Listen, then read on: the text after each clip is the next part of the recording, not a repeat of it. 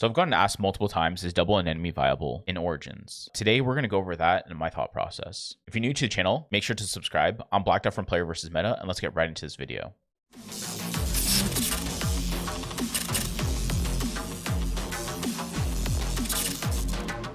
So first thing I want to say is that it's kind of viable and it's not viable. The anemones themselves are very, very strong. The bird, I feel like, is the crux of the team and it really hurts it. So if I was running like something like a poison guy, like one of these guys that has Kestrel and Chomp, I feel like this would do a lot better. Reason being is these guys can sustain themselves quite a bit. You also have Kestrel, which disables your opponent's melee cards. And then you also have this mouth card, which also disables your opponent's mouth cards. So it's a very, very good combo.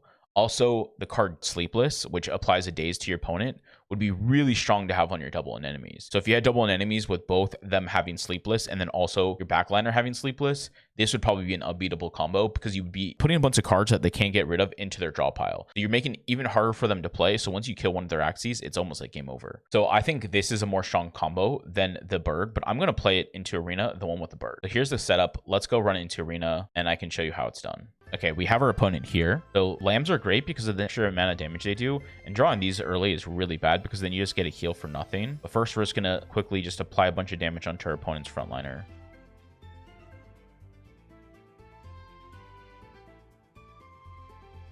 So it's lucky I got a heal draw here, but you saw again, I drew both the heals, which means now that the heals are unviable. But it's still, I'm just going to keep stacking Jinx into my opponent's deck here. And then I want to make sure I get a kill.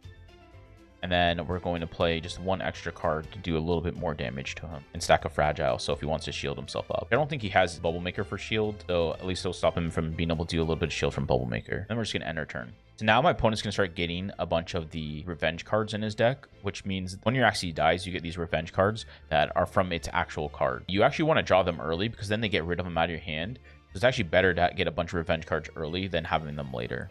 Seems like he did not get many revenge cards because he was able to get himself a kill here. Now I'm in the same situation where I'll be drawing revenge cards as well. And there he goes. He stacked bubbles on himself.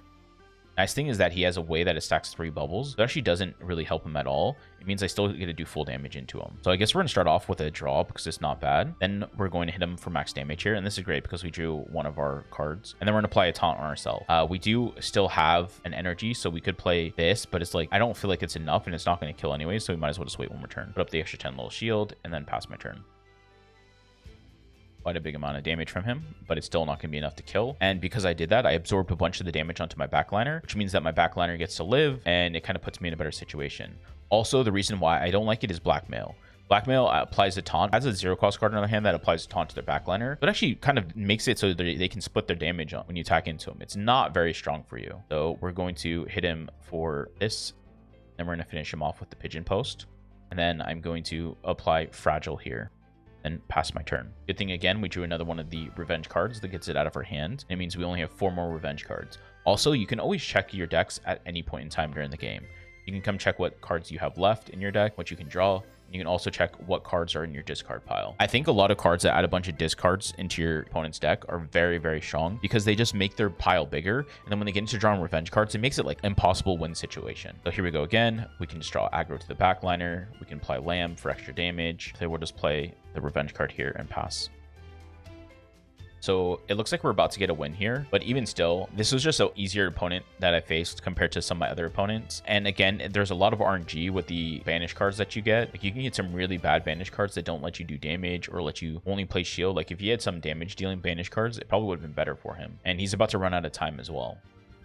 Also, we're doing 5 less damage to him because he has this bubble card here. So you can see one of my cards got transferred into that. Another card getting transferred and 1 unplayable card. But these cards are pretty decent. Like I said, the ones that do daze are so much better because they don't go away. They just constantly get played back into your deck. We're just going to finish him off. Just hit him for a bunch of damage here. And we did take the victory, but still, like I said, I'm not a biggest fan of the double anemone. I think the double anemone, and if you have like a disable sword in the back, is so much stronger. So we're going to actually swap over to the disable sword now so you guys can see how it plays as well. All right, now we are running it with our disable sword friend. Nice thing is we can already fly a shield on our front guy. We can stack some burns in our opponent's deck, and we can hit them for a good old 85 damage.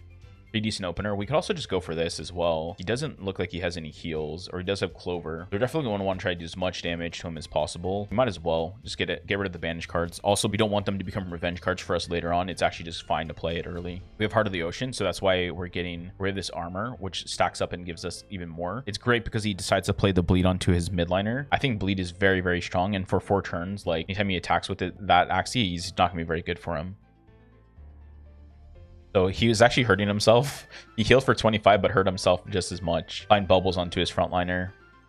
He's definitely trying to save his frontliner for as long as he can. Again, we're just going to play all 4 cards here. So there's not really much to think about. Play Fragile, play one of our enemies, and then also play Kestrel, so he can't play any attack cards, which is good because he hadn't played any cards from his frontliner yet. So being able to know that he hasn't played any front cards and being able to stop him from playing any cards here is actually very, very strong. And he does have 3 attack cards. The one card that we're still scared of is Clover, from him being able to play it. We don't really want him getting any leaves. I feel like leaf slash bubble combination is also really, really strong because what bubbles do is they do attack damage down. So I'm automatically doing 10 less damage to him. And what leaves do, they give him 10 plus damage.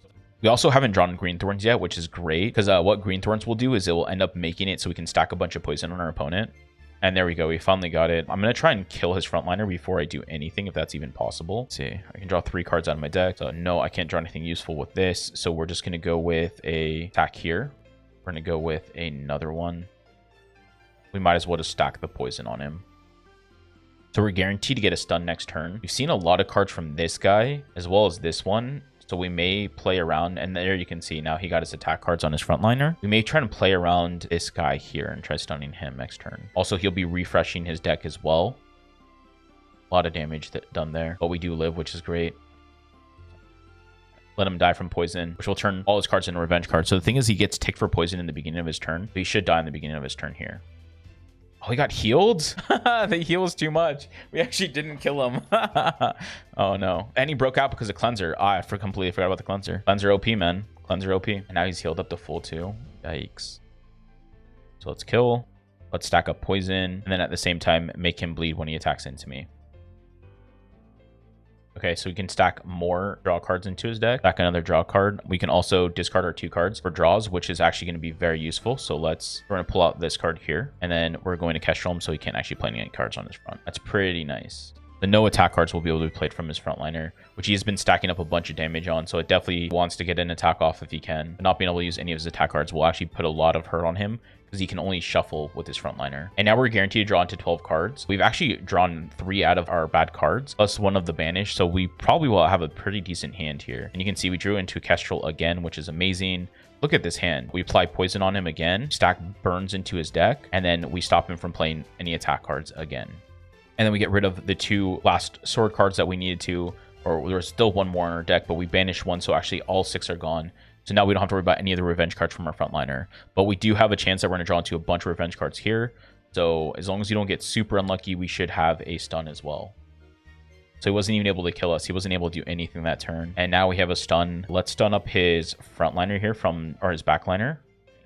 We have to do damage through shield. Oops, I forgot about that. So for stuns, you guys, this is something that I forgot about. You have to do damage through shield to be able to stun. We're going to play Curved Spine here. That was a little bit of a misplay by me. You can see here, 2 of my card draws are definitely going to become the revenge cards. Nice that they were swords, and we got this as well. Pretty much, he gave up. There's nothing he was going to do there. I was going to be able to stun his backliner. I was going to be able to kill his frontliner. He's also bleeding from poison. It was a very hard chance for him to come back. But you can see how I feel like this deck is a lot better and definitely can run up the ladder very easily. So hopefully you found this video helpful. If you did, please like, subscribe, and I'll see you guys in the next one.